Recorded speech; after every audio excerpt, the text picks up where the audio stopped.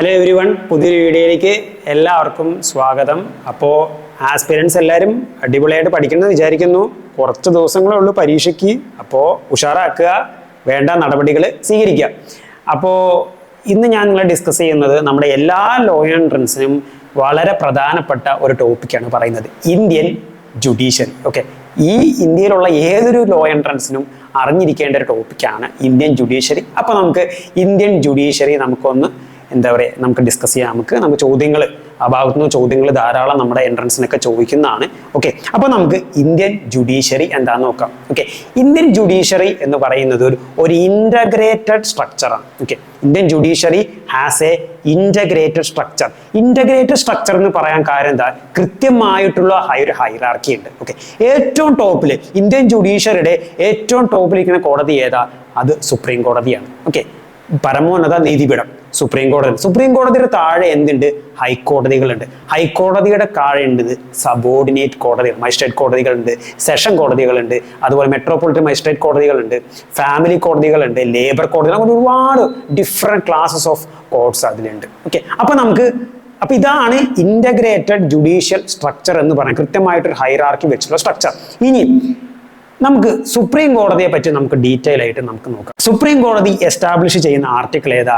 Article 124 close 1. So, Article 124 clause 1 provides for the establishment of Supreme Court. അതുകൊണ്ട് ഞാൻ പറയാം, Article 124 clause 1.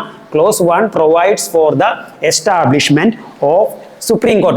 Supreme Court is the head of the entire judicial system. Okay, ഇന്ത്യയുടെ judicial സിസ്റ്റത്തിലെ ഏറ്റവും ടോപ്പിൽ നിന്നിരിക്കുന്ന കോടതി എന്ന് ചോദിച്ചാൽ അത് ഏതാണ്? സുപ്രീം കോടതിയാണ്. അതായത് നമുക്ക് ഇന്ത്യയിൽ ഒരു കോടതിയിൽ ഏറ്റവും ഉയർന്ന കോടതി എന്ന് പറയുന്നത് സുപ്രീം കോടതിയാണ്. ഓക്കെ, ഇനി സുപ്രീം കോടതിയും ഹൈക്കോടതിയും വിളിക്കുന്ന വേറെ ഒരു പേരുണ്ട്.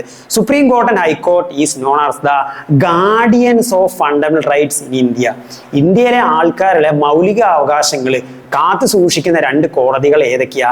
അത് സുപ്രീം കോടതിയും അതുപോലെ തന്നെ ഹൈക്കോടതികളുമാണ്. പിന്നെ അതുപോലെ തന്നെ വേറൊരു ഫേമസ് ആയിട്ടുള്ള സ്റ്റേറ്റ്മെന്റ് ഉണ്ട്. ഓക്കെ, വേറൊരു ഫേമസ് ആയ statement according to article 141. Article 141 of Indian constitution എന്താണ് പറയുന്നത്?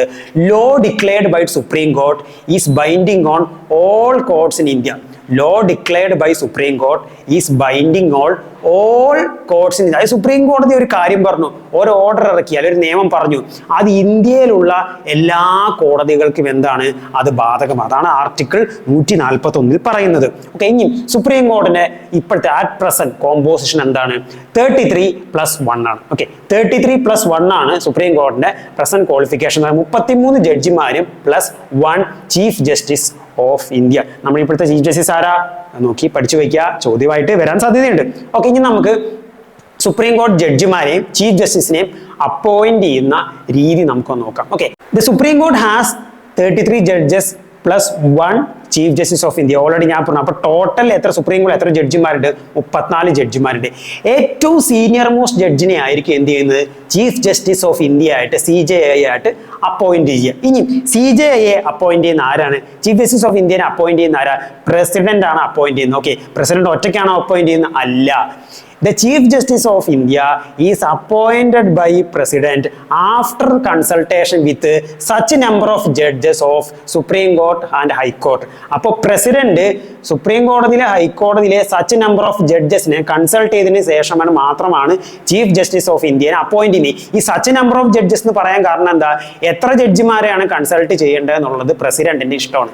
ഈ സോൾ ഡിസ്ക്രിപ്ഷൻ ആണ്. ഓക്കെ, അതാണ് such number of judges of supreme court and high court. ഇനി ചീഫ് ജസ്റ്റിസിനെ അപ്പോയിന്റ് ചെയ്യാൻ ഇതാണ് പ്രൊസീജിയർ. ഇനി മറ്റു ജഡ്ജിമാരെ അപ്പോയിന്റ് ചെയ്യണമെങ്കിൽ എങ്ങനെയാ പ്രസിഡന്റ് എന്താ ചെയ്യുന്നത്? President consults the chief justice of India. അപ്പൊ മറ്റു ജഡ്ജിമാരെ അപ്പോയിന്റ് ചെയ്യുമ്പോൾ പ്രസിഡന്റ് ആരെ കൺസൾട്ട് ചെയ്യുന്നത്?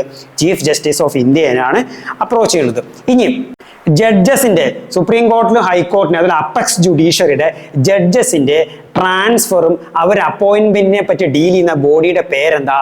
കൊളീജിയം. കൊളീജിയം സിസ്റ്റമാണ് അപ്പർ ജുഡീഷ്യറിയിലെ എപെക്സ് ജുഡീഷ്യറിയിലെ ജഡ്ജിമാരുടെ അപ്പോയിന്റ്മെന്റും ട്രാൻസ്ഫറിനെ പറ്റി ഡീൽ ചെയ്യുന്നത്. ഇനി കൊളീജിയത്തിൽ ആരൊക്കെയുണ്ട്? കൊളീജിയത്തിൽ ചീഫ് ജസ്റ്റിസ് ഓഫ് ഇന്ത്യ ഉണ്ട് ആൻഡ് 4 അതർ ജഡ്ജസ് ഉണ്ട്. ഓക്കെ, കൊളീജിയത്തിൽ ആരൊക്കെയുണ്ട്? ചീഫ് ജസ്റ്റിസ് ഓഫ് ഇന്ത്യ ഉണ്ട്, 4 അതർ ജഡ്ജസും ഉണ്ട്. ഓക്കെ, ഇനി അപ്പൊ ഇത്രയും കാര്യങ്ങളാണ് ജുഡീഷ്യറിയുടെ ഒരു ബേസിക് ആയിട്ടുള്ള കുറച്ച് കാര്യങ്ങൾ. ഇനി നമുക്ക് ജഡ്ജസിന്റെ ക്വാളിഫിക്കേഷൻ നോക്കാം. നമുക്ക് വേറെ ഇമ്പോർട്ടൻ്റ് ആയ ആർട്ടിക്കിൾസ് ഒക്കെ ഉണ്ട്, അതൊക്കെ നിങ്ങൾ നോക്കി വെക്കുക. ജഡ്ജസിന്റെ ക്വാളിഫിക്കേഷൻ, ഒരു സുപ്രീം കോടതി ജഡ്ജി ആവാൻ ഉള്ള ക്വാളിഫിക്കേഷൻ എന്തൊക്കെയാണ്? ഒന്നാമത്തെ ക്വാളിഫിക്കേഷൻ എന്ന് പറയുന്നത് he or she must be a citizen of India. Okay, he or she must be the citizen of India. രണ്ടാമത്തെ ക്വാളിഫിക്കേഷൻ എന്താ? He or she must have been served as a judge of high court for 5 years, 5 വർഷം ഒരു ഹൈക്കോടതി judge ആയിട്ട് ഇരുന്നിട്ടുള്ള experience, അല്ലെങ്കിൽ 10 years advocate experience in A high court. 10 വർഷം ഒരു ഹൈക്കോടതി വക്കീലായിട്ടുള്ള ആൾക്ക് എന്ത് ചെയ്യാൻ പറ്റും? സുപ്രീം കോടതി ജഡ്ജി ആവും. അപ്പോൾ 2 ക്വാളിഫിക്കേഷൻ ഓറാണ് പറയുന്നത്. Okay, either 5 years as a judge of A high court, അല്ലെങ്കിൽ 10 years as an experience as A advocate in high court. പിന്നെ മൂന്നാമത്തെ ക്വാളിഫിക്കേഷൻ എന്ന് പറയുന്നത് he or she in the opinion of president A distinguished jurist. അതായത് പ്രസിഡന്റിന് തോന്നണം ഒരു വ്യക്തി അടിപൊളിയാണ്, ഒരു ഡിസ്റ്റിങ്ഷ്ഡ് ആയിട്ടുള്ള ഒരു വെൽ എഡ്യൂക്കേറ്റഡ് അല്ലെങ്കിൽ വെൽ ലേൺഡ് ആയിട്ടുള്ള ഒരു ജൂറിസ്റ്റ് ആണ്, വേണമെങ്കിൽ പ്രസിഡന്റിന് നേരിട്ട് ആളെ ജഡ്ജി ആക്കാൻ പറ്റും. അതാണ് he or she in the opinion of president A distinguished jurist. ഇനി ഒരു സുപ്രീം കോടതി ജഡ്ജിക്ക് എത്ര കാലം വരെ ഓഫീസ് ഹോൾഡ് ചെയ്യാൻ പറ്റും? എ സുപ്രീം കോടതി judge can hold his office till the age of 65 years. 65 വയസ്സ് വരെ ഓഫീസ് ഹോൾഡ് ചെയ്യും. ഹൈക്കോടതി ജഡ്ജിക്ക് എത്ര വയസ്സ് ഹോൾഡ് ചെയ്യാം? 62 വയസ്സ് വരെ. ഓർത്ത് വെക്കുക, സുപ്രീം കോടതി ജഡ്ജിക്ക് 65 വയസ്സ് വരെയും ഹൈക്കോടതി ജഡ്ജിക്ക് 62 വയസ്സ് വരെയാണ് ഓഫീസ് ഹോൾഡ് ചെയ്യാൻ പറ്റുക. അപ്പോൾ ഞാൻ അപ്പോയിന്റ്മെന്റ് പറഞ്ഞാൽ റിമൂവലും പറയണം. ഓക്കെ, റിമൂവൽ ഓഫ് സുപ്രീം കോടതി ജഡ്ജസ് ഏത് ആർട്ടിക്കിളാണ് പറയുന്നത്? Article 124 clause 4. Okay, article 124 clause 4ലാണ് സുപ്രീം കോടതി ജഡ്ജസിന്റെ റിമൂവലിനെ പറ്റി പറഞ്ഞു. ഇനി സുപ്രീം കോടതി ജഡ്ജിനെ റിമൂവ് ചെയ്യുന്ന ആ പ്രൊസീജിയറിന്റെ പേരെന്താ? ഇംപീച്ച്മെന്റ്. സുപ്രീം കോടതി ജഡ്ജിനെ റിമൂവ് ചെയ്യുന്ന പ്രൊസീജിയറിന്റെ പേരാണ് ഇംപീച്ച്മെന്റ്. ഓക്കെ, ഇനി സുപ്രീം കോടതി ജഡ്ജിനെ എങ്ങനെ റിമൂവ് ചെയ്യുമ്പോൾ അതിന്റെ ഗ്രൗണ്ട്സ് എന്തൊക്കെയാ? 2 ഗ്രൗണ്ട്സ് ആണ് മെയിൻ ആയിട്ട് പറയുന്നത്, അല്ലെങ്കിൽ 2 റീസൺസ് ആണ് മെയിൻ ആയിട്ട് പറയുന്നത്. ഒന്നെങ്കിൽ പ്രൂവ്ഡ് മിസ്ബിഹേവിയർ, അല്ലെങ്കിൽ incapacity. So proved misbehaviour or incapacity is the 2 grounds in which a high court judge can be supreme കോടതി ജഡ്ജ് ക്യാൻ ബി റിമൂവ്ഡ്.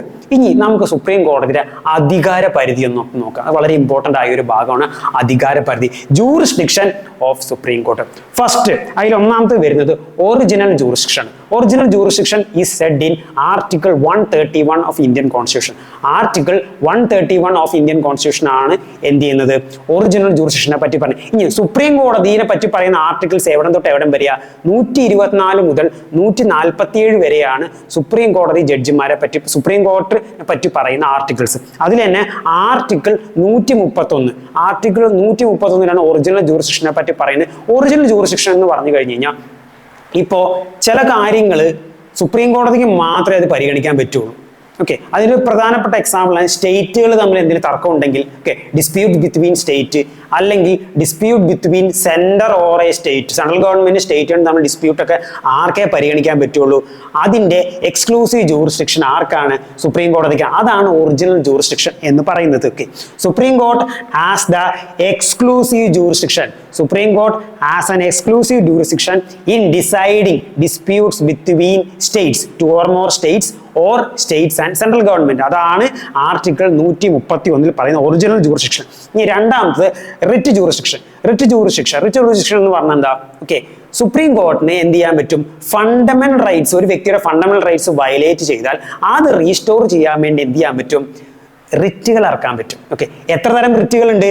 5 തരം റിറ്റുകളാണ് നമുക്കുള്ളത്. 5 തരം റിറ്റുകളാണ്. ഇനി റിറ്റ് എന്ന് പറഞ്ഞാൽ എന്താ? Writs are orders issued by the court. Okay, writs are orders issued by the court for the enforcement of fundamental rights. ഇനി ആർക്കൊക്കെ റിറ്റ് ഇറക്കാൻ പറ്റുള്ളൂ? സുപ്രീം കോടതിക്കും ഹൈക്കോടതിക്കും മാത്രമേ റിറ്റ് ഇറക്കാൻ പറ്റുള്ളൂ. Only 2 courts are empowered for issuing a writ. Okay, supreme കോടതി ഏത് article പ്രകാരമാണ് റിറ്റ് ഇറക്കുന്നത്? Article 32. Okay, right to constitution remedies ഇല്ലേ, നമ്മൾ പഠിക്കുന്നുണ്ട്. പിന്നെ ഹൈക്കോടതി ഏത് ആർട്ടിക്കിൾ പ്രകാരമാണ് റിറ്റ് ഇറക്കുന്നത്? ആർട്ടിക്കിൾ 226. ഏറ്റവും സർപ്രൈസിംഗ് ആയിട്ടുള്ള ഫാക്ട് എന്താ വെച്ച് കഴിഞ്ഞ് കഴിഞ്ഞാൽ the writ jurisdiction of high court is much wider than of supreme court. നമ്മൾ വിചാരിക്കും ഏറ്റവും ഹയസ്റ്റ് കോർട്ട് സുപ്രീം കോർട്ട്, അപ്പോൾ എല്ലാ പവറും സുപ്രീം കോർട്ടിനാണെന്ന് നമ്മൾ വിചാരിക്കും. പക്ഷേ റിറ്റ് ജൂറിസ്ഡിക്ഷൻ കുറച്ചും കൂടി ഹൈക്കോർട്ടിനാണ് കുറച്ചും കൂടി വൈഡർ പവർ ഉള്ളത്. ഓക്കെ, അപ്പോൾ 5 തരം റിറ്റുകളാണ്. Writs are orders issued by the courts for the enforcement of fundamental rights. പിന്നെ മൂന്നാമത്തേത് എന്ന് പറഞ്ഞാൽ അപ്പലേറ്റ് ജൂറിസ്ഡിക്ഷൻ ആണ്. അപ്പലേറ്റ് ജൂറിസ്ഡിക്ഷൻ എന്ന് പറഞ്ഞു കഴിഞ്ഞാൽ ഇന്ത്യയിലുള്ളതിൽ വെച്ച് ഏറ്റവും ഹയസ്റ്റ് അപ്പീൽ കോടതി എന്ന് പറയുന്നത് എന്താണ്? അത് സുപ്രീം കോടതിയാണ്. Supreme court is the highest appellate court in India. Supreme കോടതിക്ക് എന്ത് ചെയ്യാൻ പറ്റും? ക്രിമിനൽ വിഷയങ്ങളിൽ അപ്പീൽ കേൾക്കാൻ പറ്റും, സിവിൽ വിഷയങ്ങൾ അപ്പീൽ കേൾക്കാൻ പറ്റും, അതുപോലെ സ്പെഷ്യൽ ലീവ് പെറ്റീഷൻ വഴി അപ്പീൽ കേൾക്കാൻ പറ്റും. അങ്ങനത്തുള്ളതാണ് അപ്പലേറ്റ് ജൂറിസ്ഡിക്ഷനിൽ വരുന്നത്. ഇനി അടുത്തത് advisory jurisdiction, article 143. Okay, supreme court has a consultative role. Supreme കോടതിക്ക് ഒരു കൺസൾട്ടീവ് റോൾ ഉണ്ട്. പ്രസിഡന്റിന് എന്തെങ്കിലും ഒരു വിഷയം, ഓക്കെ, എന്തെങ്കിലും ലീഗൽ ഡിസ്പ്യൂട്ട്സോ അല്ലെങ്കിൽ ക്വസ്റ്റൻ ഓഫ് ഫാക്ടോ ക്വസ്റ്റൻ ഓഫ് ലോ, പ്രസിഡന്റിന് എന്ത് ചെയ്യാൻ പറ്റും? അതിനെപ്പറ്റി ഒരു നിയമ ഉപദേശം കിട്ടാൻ വേണ്ടി എന്ത് ചെയ്യാൻ പറ്റും? സുപ്രീം കോടതിയെ സമീപിക്കാൻ പറ്റും. അപ്പൊ അത് ഏത് ആർട്ടിക്കിൾ വഴിയാണ്? Article 143. As per article 143 the president can consult the supreme court. Okay, അതാണ് ആർട്ടിക്കിൾ 140. അതാണ് അഡ്വൈസറി ജൂറിസ്ഡിക്ഷൻ പറയുന്നത്. അപ്പൊ അതിന് പ്രകാരം എന്ത് ചെയ്യാൻ പറ്റും? സുപ്രീം കോടതിക്ക് എന്ത് ചെയ്യാൻ പറ്റും? പ്രസിഡന്റ് അതിനുള്ള എന്ത് ചെയ്യാൻ അഡ്വൈസ് കൊടുക്കാൻ പറ്റും. പിന്നെ വരുന്നത് റിവൈസറി ജൂറിസ്ഡിക്ഷൻ ആണ്. റിവൈസറി ജൂറിസ്ഡിക്ഷൻ എന്ന് പറഞ്ഞാൽ എന്താ? ഇപ്പോൾ സുപ്രീം കോടതിയിൽ എന്ന് പറഞ്ഞാൽ മനുഷ്യന്മാരല്ലേ ജഡ്ജിമാര്. ഓക്കെ, അപ്പൊ അവരിറക്കുന്ന ജഡ്ജ്മെന്റിലൊക്കെ എന്ത് ചെയ്യാറ്റുള്ളൂ? എറേഴ്സ് വരാൻ പറ്റും. അപ്പൊ so supreme court has the power to review. Review എന്ന് പറഞ്ഞാൽ എന്താ? റീചെക്ക് ചെയ്യുക. Review any judgement or orders passed by supreme court. Supreme കോടതി പാസ് ചെയ്ത ഒരു ജഡ്ജ്മെന്റ് ഓർഡർ അവർക്ക് എന്ത് ചെയ്യാൻ പറ്റും? റിവൈസ് ചെയ്യാൻ പറ്റും, റീചെക്ക് ചെയ്യാൻ പറ്റും. എന്തെങ്കിലും എറേഴ്സ് വന്നിട്ടുണ്ടോ അല്ലെങ്കിൽ എന്തെങ്കിലും തെറ്റുകൾ വന്നിട്ടുണ്ടോ ചെക്ക് ചെയ്യാൻ വേണ്ടി എന്ത് ചെയ്യാൻ പറ്റും? അതാണ് എന്ത് പറയുന്നത്? റിവൈസറി ജൂറിസ്ഡിക്ഷൻ പറയുന്നത് ആർട്ടിക്കിൾ 137. ഓക്കെ, ആർട്ടിക്കിൾ 137 ആരും മറന്നു പോകരുത്. പിന്നെ വരുന്നത് court of record. Supreme court is known of the court of record. അത് ഏത് ആർട്ടിക്കിളാണ് ഡീൽ ചെയ്യുന്നത്? ആർട്ടിക്കിൾ 129. ഇനി കോർട്ട് ഓഫ് റെക്കോർഡ് എന്ന് പറഞ്ഞാൽ എന്താ? സുപ്രീം കോർട്ടിന് എന്ത് ചെയ്യാൻ പറ്റും? It has the authority to keep the judgement, അല്ലെങ്കിൽ അവർക്ക് സുപ്രീം കോടതി ഇറക്കുന്ന ജഡ്ജ്മെന്റ്സ് എന്ത് ചെയ്യാൻ റെക്കോർഡ് ചെയ്ത് വെക്കാനും അതുപോലെ ഇമ്പോർട്ടൻ്റ് ആയ ഓർഡേഴ്സും ജഡ്ജ്മെന്റ്സ് ഒക്കെ സൂക്ഷിച്ചു വെക്കാനൊക്കെ ഉള്ള എന്ത് ചെയ്യുക പവർ ആർക്കുണ്ട്? സുപ്രീം കോടതിന്. അതാണ് കോർട്ട് ഓഫ് റെക്കോർഡ് എന്ന് പറയുന്നത്. Okay, court of record. ഈ സുപ്രീം കോടതിയിൽ ഇറക്കുന്ന ജഡ്ജ്മെന്റുകളും ആ ഓർഡേഴ്സ് ഒക്കെ എന്ത് ചെയ്യും? നമുക്ക് കീഴ്ക്കോടതികൾ എന്ത് ചെയ്യുന്നത്? നമ്മൾ എന്ത് ചെയ്യുന്നത്? നമ്മൾ ജഡ്ജ്മെന്റ്സ് നമ്മൾ ഒരു വിഷയത്തിൽ പറയുമ്പോൾ നമ്മൾ എന്ത് ചെയ്യുക? കോടതി പറയുന്നില്ല സുപ്രീം കോടതി ഈ ഒരു വിഷയത്തിൽ ഇതാണ് പറഞ്ഞതെന്ന് പറയുന്നത്. അപ്പൊ സുപ്രീം കോടതി പറയുന്ന കാര്യങ്ങൾ എന്തൊക്കെയാണ്? പ്രീസിഡൻസുകളായിട്ട് നമുക്ക് എന്ത് ചെയ്യുന്നു? കീപ്പ് ചെയ്യാൻ പറ്റും. ഓക്കെ, അപ്പൊ ഇത്രയും കാര്യങ്ങളാണ് എന്ത് ചെയ്യുന്നത്? സുപ്രീം കോർട്ട് ഭാഗത്ത് വരുന്നത്. ഇനിയും ഇത്രയും പ്രധാനപ്പെട്ട ആർട്ടിക്കിളുകളൊക്കെ ഉണ്ട്. അപ്പൊ നിങ്ങളത് നോക്കി വെക്കുക. അപ്പൊ ഇത്രയും കാര്യങ്ങളാണ് പ്രധാനമായിട്ട് ജുഡീഷ്യറി ഉള്ളത്. ഇപ്പൊ ജുഡീഷ്യറി, ഇന്ത്യൻ ജുഡീഷ്യറി എന്ന് പറയുന്ന ഒരു ഇന്റഗ്രേറ്റഡ് സിസ്റ്റമാണ്. At the top supreme court ഉണ്ട്, അതിന്റെ താഴെ എന്തുണ്ട്? ഹൈക്കോർട്ട്സ് ഉണ്ട്, അതിന്റെ താഴെ പിന്നെ സബോർഡിനേറ്റ് കോർട്ട്സ് ഉണ്ട്. പിന്നെ നമ്മൾ ഹൈക്കോർട്ടിന്റെ ജഡ്ജസിന്റെ ക്വാളിഫിക്കേഷൻ നമ്മൾ പറഞ്ഞു, അതുപോലെ അവരുടെ അപ്പോയിന്റ്മെന്റ് പറഞ്ഞു, അതുപോലെ തന്നെ കോമ്പോസിഷൻ നമ്മൾ പറഞ്ഞു, അതുപോലെ തന്നെ റിമൂവലിനെ പറ്റി നമ്മൾ പറഞ്ഞു, പിന്നെ കൊളീജിയസ് സിസ്റ്റത്തിനെ നമ്മൾ പറഞ്ഞു, പിന്നെ അതുപോലെ തന്നെ ജൂറിസ്ഡിക്ഷൻ മെയിനായിട്ട് 5 ജൂറിസ്ഡിക്ഷൻ നമ്മൾ പറഞ്ഞു. ഏതൊക്കെയാണ് നമ്മൾ പറഞ്ഞത്? Original jurisdiction, writ jurisdiction, appellate jurisdiction, revisory jurisdiction, അതുപോലെ അഡ്വൈസറി ജൂറിസ്ഡിക്ഷൻ. അതിൽ വരുന്ന പ്രധാനപ്പെട്ട ആർട്ടിക്കിളുകളൊക്കെ നിങ്ങൾ നോട്ട് ചെയ്ത് പഠിക്കുക. അപ്പോൾ ഇത്രയും കാര്യങ്ങളാണ് നമ്മൾ ജുഡീഷ്യറി ഭാഗത്ത് പറയാനുള്ളത്. അപ്പോൾ ഈ ക്ലാസ് നിങ്ങൾക്ക് ഹെൽപ്ഫുൾ ആയെന്ന് വിചാരിക്കുന്നു. ഇതിൻ്റെ ഡൗട്ട്സിന് നിങ്ങൾക്ക് കമൻറ്റ് സെക്ഷനിൽ ചോദിക്കാം. ഓക്കെ, അപ്പോൾ എല്ലാവരും ഉഷാറായിട്ട് പഠിക്കുക. അപ്പോൾ ഈ കണ്ടന്റ് നിങ്ങൾക്ക് ഇഷ്ടപ്പെട്ടെങ്കിൽ ഉറപ്പായിട്ട് സപ്പോർട്ട് ചെയ്യുക, ലൈക്ക് ചെയ്യുക, കമൻറ്റ് ചെയ്യുക. Thank you.